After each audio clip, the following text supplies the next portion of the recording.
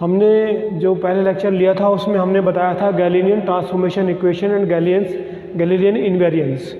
तो today we will discuss about the law of conservation of momentum holds under Galilean transformation, ये हमने बताना है। तो हमने क्या लिया था इसमें कि हमने एक फ्रेम लिया था S और दूसरा फ्रेम लिया था हमने S डैश। S फ्रेम में हमने कोई पार्टिकल लिया था P जिसके कोऑर्डिनेट x, y, z और t थे, और जो फ्रेम S डैश है वो हमारे पास S डैश फ्रेम जो है v वेलोसिटी से एक कांस्टेंट वेलोसिटी v से मूव कर रहा है toward the x direction. y z की डायरेक्शन में कोई डिस्प्लेसमेंट नहीं है, डायरेक्शन में जो फ्रेम मूव कर रहा है हमारा only in the x direction. जो हमें वेरिएंट लेना है, जो मतलब जो चेंज है वो x डायरेक्शन में है। तो पार्टिकल जो फ्रेम है हमारे पास S डैश वो v वेलोसिटी से कांस्टेंट वेलोसिटी से s डायरेक्शन में मूव कर रहा है। तो इसके जो कोऑर्डिनेट, इसी पार्टिकल के coordinate in the frame S dash में x dash, y dash, z dash और t डैश होंगे, और इनका एक रिलेशन होगा जो हमने कल बताया था। कल क्या बताया था कि हमारे पास ये जो हमारे पास vt है, ये डिस्टेंस vt चल जाएगा इन टाइम t जो S फ्रेम में है। तो ये हमारे पास कोऑर्डिनेट हमारे पास ये है, ये हमारे पास x हो जाएगा और ये हमारे पास हो जाएगा x डैश। तो x जो है वो x डैश प्लस vt के बराबर हो जाएगा, और x डैश की जो वैल्यू है वो x माइनस vt के बराबर होगी। ये हमने कल बताया था। तो कोई पार्टिकल अगर हमारे पास फ्रेम S में है तो उसका अगर वेलोसिटी हम मान लें initial velocity ux in the x direction, और तो ux dash in the frame S dash हो जाएगी उसकी पार्टिकल की, जो हम देखेंगे, जो प्रतीत होगी हमें, ठीक है ना। तो हमें जो कंजर्वेशन मोमेंटम है उसमें क्या है कि हमारे पास कोई दो पार्टिकल हैं, दो वस्तु हैं, वो अगर आपस में टकराती हैं एक दूसरे से, तो उनका जो टोटल मोमेंटम है before collision should be equal to the momentum after the collision. जो कोलिजन करने के बाद जो मोमेंटम होगा उनका जो सम होगा, मोमेंटम का सम होगा, वो before collision and after collision क्या होना चाहिए, सेम होना चाहिए। तो हमारे पास ये देखना है कि हमें फ्रेम S में और फ्रेम S डैश में जो पार्टिकल हम S फ्रेम में देख रहे हैं या S डैश फ्रेम में देख रहे हैं, तो कंजर्वेशन यानी कि जो मोमेंटम है हमारे पास कंजर्व्ड S में भी रहता है या S डैश में भी रहता है या नहीं रहता है, वो हमें देखना है। तो हमें ये चीज़ हमें प्रूव करनी है। तो हमने माना कि कोई दो पार्टिकल हैं जिनके मास m1 और m2 हैं। ये जो दो पार्टिकल हैं इनके मास m1 है और ये m2 है, और ये एक दूसरे की तरफ जाते हैं, इसमें u1 वेलोसिटी से और ये u2 वेलोसिटी से इधर को जाते हैं इनिशियली। तो आफ्टर द कोलिजन क्या होगा, आफ्टर द कोलिजन ये हमारे पास पार्टिकल हैं, दो पार्टिकल हैं, इनकी वेलोसिटी जो है मान लिया इसकी वेलोसिटी v1 होगी और इसकी वेलोसिटी v2 हो गई। ये वेलोसिटी v2 जो अलग अलग डायरेक्शन में भी हम कह सकते हैं कि अलग अलग डायरेक्शन में या किसी डायरेक्शन में जाती हैं, तो v1 और v2 इनकी वेलोसिटी हो गई। इनिशियल वेलोसिटी S फ्रेम में u1 प्लस m1 पार्टिकल की जिसका मास m1 है और m2 पार्टिकल की जो वेलोसिटी है वो u2 हो गई। और after collision the velocity of the m1 particle v1 and the m2 particle v2 बन गई हमारे पास कोलिजन के आफ्टर द कोलिजन।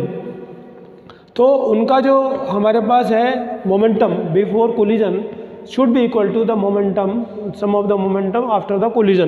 तो P1 मोमेंटम है पार्टिकल m1 का, मास m1 का, और P2 मोमेंटम है मास m2 का। तो सम ऑफ मोमेंटम बिफोर कोलिजन क्या हो जाएगा, P1 plus P2 before collision, and P1 plus P2 यानी कि momentum of the particle after the collision, P1 and P2 after the collision. ये हमारे पास आफ्टर मतलब आफ्टर द कोलिजन। तो इन फ्रेम S जो फ्रेम S होगा उसमें फर्स्ट पार्टिकल का मास m1, उसकी वेलोसिटी जो है u1, और सेकंड पार्टिकल का मास m2, दूसरी वेलोसिटी u2 हमने ली है। तो मोमेंटम क्या हो गया उसका before collision m1 u1 plus m2 u2। After the collision इनका जो मास है वो क्या है m1 और m2 जू का तू एज इट इज़ रहेगा, लेकिन उनकी जो वेलोसिटी है वो v1 और v2 बन गई। तो ये m1 v1 plus m2 v2 जो है मोमेंटम आफ्टर द कोलिजन हमारे पास हो गया। तो momentum before collision should be equal to the momentum after collision. तो m1 u1 plus m2 u2 equal to m1 v1 plus m2 v2।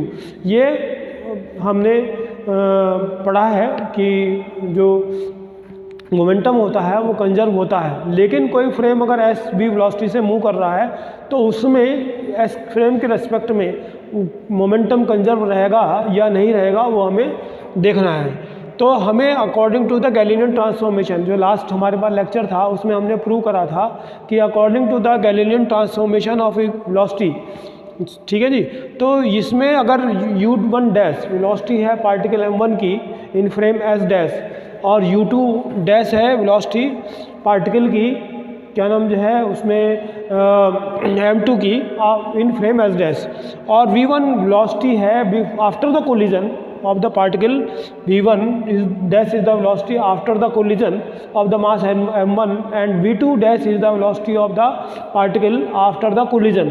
तो what is the relation between u1 dash and the u1? ये Galilean transformation से हमने find out किया था कि u1 dash बराबर u1 minus v हो जाएगा, u2 डैश बराबर u2 माइनस v हो जाएगा, v1 डैश बराबर v1 माइनस v हो जाएगा और v2 डैश बराबर v2 माइनस v। ये हम लास्ट लेक्चर में प्रूव कर चुके हैं according to the Galilean transformation of equation. तो हमारे पास जो मोमेंटम है आफ्टर द कोलिजन वो हमारे पास क्या हो जाएगा, देखिए u1 की जो वैल्यू है वो क्या आ गई, इससे हमारे पास इससे जो u1 की वैल्यू है वो आ गई u1 डैश प्लस v, और इससे हमारे पास आ गई है u2 equal to u2 dash plus v, और ये हमारे पास इससे आ गई v1 will be equal to v1 dash plus v, और इससे हमारे पास आ गई v2 equal to v2 dash plus v।